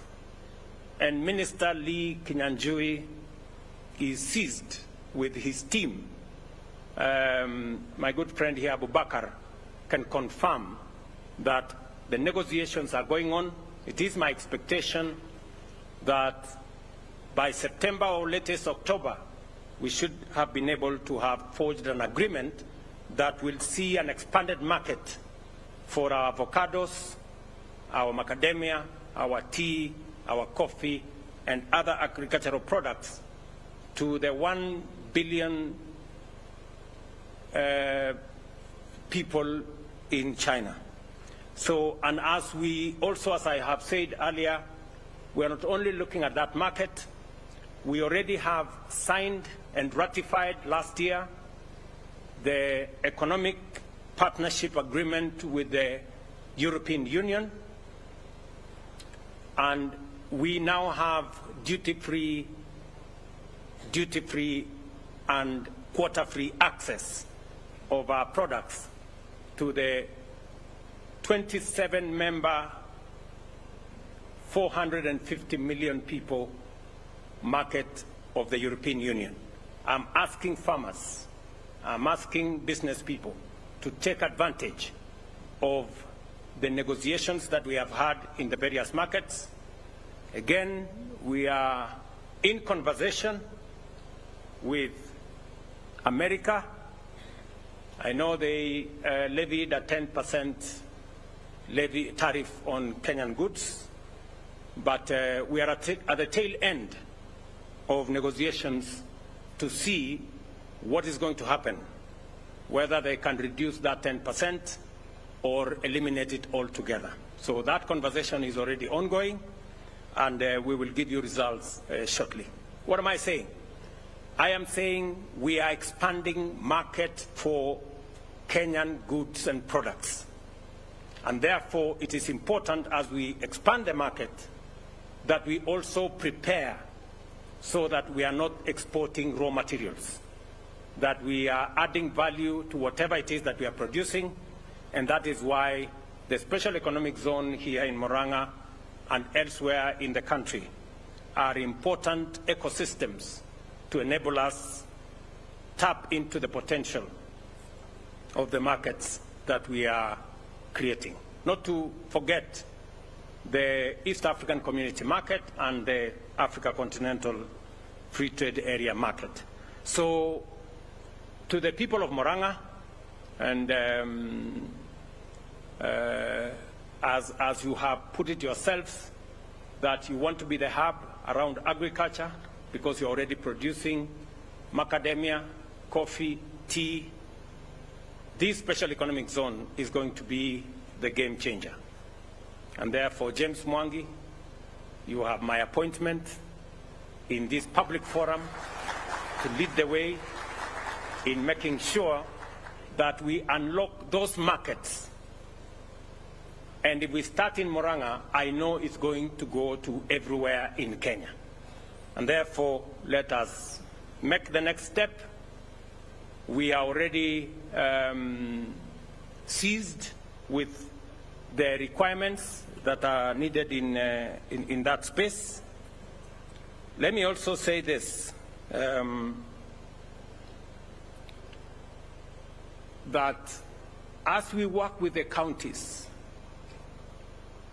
we want to ensure that we support the counties so that their full potential is understood nationally and internationally and appreciated. Distinguished guests, ladies and gentlemen, achieving this vision requires robust collaboration, as I have said. For investments to thrive, counties must provide a stable, predictable, and business-friendly environment. Let me repeat this for the sake of my friends, the members of the County Assembly. For investment to thrive, counties must provide stable, predictable, and business-friendly environment. This includes improving infrastructure, streamlining regulations, because regulations is the business of our assemblies, fostering innovation, and lowering the cost of doing business. Land remains a critical enabler of investment. We are working to enhance land tenure security for foreign direct investment and promote land use through public-private partnership. Murang'a offers significant opportunities in agriculture, housing, and infrastructure development. Murang'a County has equally articulated a clear and compelling investment vision, one that demonstrates ambition, strategic foresight, and alignment with Kenya's broader development agenda. Among its flagship initiatives include the Murang'a Industrial Park, which is being considered for Special Economic Zone designation, and the Export Processing Zone that is already underway at Del Monte just across. These projects aim to connect local producers to global markets and unlock substantial trade potential. Ladies and gentlemen, this conference comes at a pivotal time as Kenya integrates county-level investment promotion into its broader foreign engagement strategy. A key milestone in this effort is the signing of the Economic Partnership Agreement, commonly known as EPA, which grants our exporters duty-free, quota-free access to European Union. This presents significant opportunities for counties like Murang'a in agro-processing, manufacturing, and value addition. In my trip to China, among the investors who wanted to invest in Kenya, and we have since directed that investor to Murang'a, is one gentleman in our midst. I want him to stand. That's this good man. He was with us he was with me in China. Welcome, and I am told already there is a relationship between him and the County of Murang'a, he intends to develop infrastructure on 400 acres. Mr. Kangata, I am handing over that infrastructure to you, and I don't need any fees. Yeah? So proceed. When he mentioned to me in China that he has money to invest, and thank you very much for having confidence in our country, my friend. You have seen from the pitch by James that, in fact, you are in the right place in Murang'a County. To further support county-level investment, the national government, through the Ministry of Investment, Trade and Industry, has developed the County Licensing Uniform Act of 2024 and the accompanying regulations 2025 to simplify and harmonize licensing. These are currently with the Attorney General for submission to Parliament, and in due course they will become part of our laws. We have also created a County Competitiveness Index, which is awaiting validation by the Council of Governors to guide investors and help counties enhance their competitiveness. Other key tools include county aggregation industrial parks aimed at spurring local industrial growth, and in a county investment conference guide to standardize engagement, promotion, and follow-up practices. In Murang'a, already Murang'a is leading by example. I encourage all counties to adopt this tool to ensure that their investment forum deliver tangible and lasting outcomes. Building on this momentum, let me take this opportunity to invite all investors and stakeholders to the upcoming Kenya International Investment Conference in March 2026. This landmark event will bring together investors, financiers, county governments, and the development partners from across the globe. Let us carry the momentum from Murang'a to the national stage. And I want to ask our counties, because we want to pitch for Kenya together with all our counties, so that we can showcase Kenya as a unified destination. We will be able to showcase what is available in Kisii, what's available in Kisumu, what's available in Murang'a, in Mombasa, in Turkana, and all the other counties. As we do this here in Murang'a, we want Murang'a to be at the national stage as well, so that we can give the profile that is necessary. Let me confirm two final things. A mention was made about energy or electricity distribution. It is not possible, and I agree, to be able to unlock the potential of our special economic zone, our agro-processing or manufacturing without energy. And that is the reason why the government of Kenya has dedicated 1.2 billion shillings this year to Murang'a on matters to do with energy. And the members of parliament from Murang'a know where the priority areas are. I have been informed that it may be necessary to have a substation at the special economic zone. That will be an extra addition, and I will take it up with the Ministry of Energy so that we can provide sufficient power to drive the industrial capabilities that will be built around our special economic zone. Let me also say one more thing. It is not possible to drive this whole transformation, whether it is agricultural productivity or manufacturing progress, if our citizens are not healthy. And it is the reason why we have developed a national program of elevating our health infrastructure and making it accessible to as many citizens as possible. I was getting the statistics today, and I want to encourage the people of Murang'a. Out of the 1.5 million people in Murang'a, 283,000 are already registered on the SHA platform.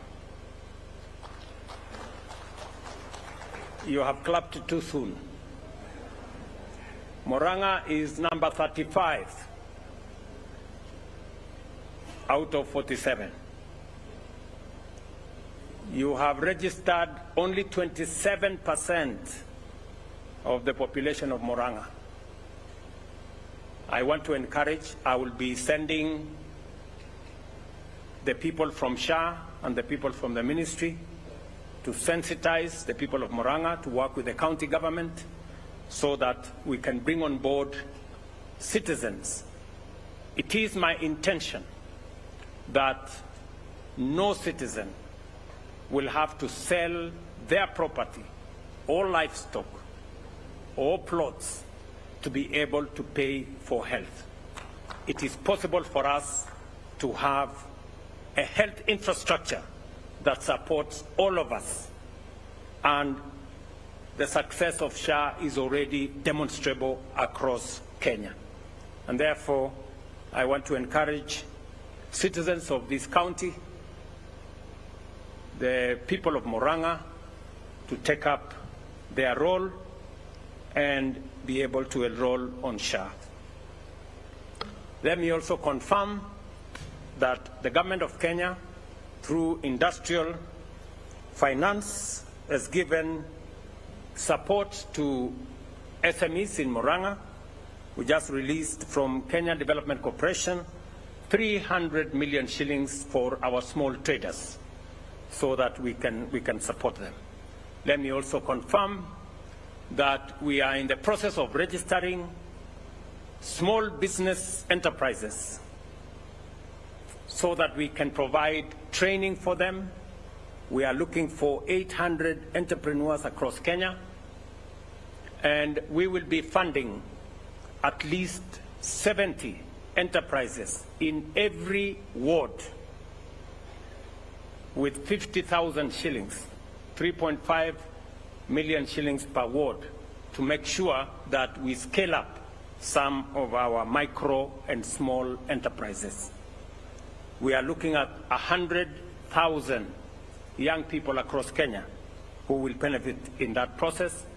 And between the government of Kenya and the World Bank, we have dedicated 5 billion shillings for the scale-up of those small businesses. I want to congratulate Mwangi for offering to finance whatever development we will be looking at the special economic zone. I know that there are some exercises we have to do, and we will do our part, and we will take you for your word on your part. I am confident of Kenya's economic future, and it lies in empowering our counties to become vibrant hubs of production, innovation, and enterprise. Murang'a, from what I see, is ready. Our counties, from what I observe in every county that I go to, they are also ready.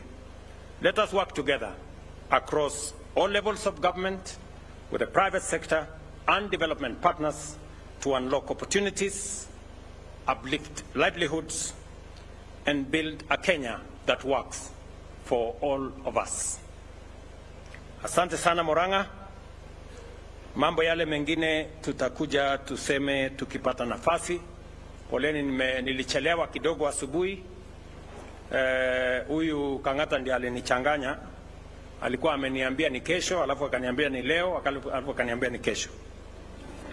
So lakini nafurahi ya kwamba nimepata nafasi ya kufika hapa ndio tuweze kukubaliana vile tutasonga mbele pamoja, na nakubaliana na viongozi waliosema ya kwamba wakati tuko nayo sasa ni ya kupanga vile maendeleo itapatikana katika taifa letu la Kenya.